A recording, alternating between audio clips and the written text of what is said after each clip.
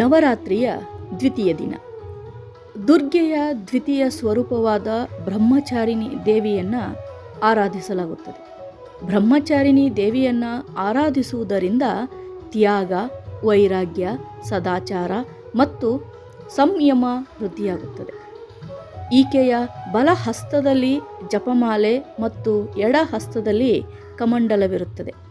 ಬ್ರಹ್ಮಚಾರಿಣಿ ದೇವಿಯು ಮೊದಲು 1000 ವರ್ಷ ಕೇವಲ ಹಣ್ಣನ್ನು ತಿನ್ನುತ್ತಾ, ನಂತರ 100 ವರ್ಷ ಎಲೆಗಳನ್ನು ಸೇವಿಸುತ್ತಾ, ನಂತರ 3000 ವರ್ಷ ಕೇವಲ ಬಿಲ್ವಪತ್ರೆ ಸೇವಿಸುತ್ತಾ, ಕೊನೆಯಲ್ಲಿ ಕೇವಲ ಉಸಿರಾಡುತ್ತಾ ಶಿವನ ತಪಸ್ಸನ್ನು ಮಾಡಿದಳು.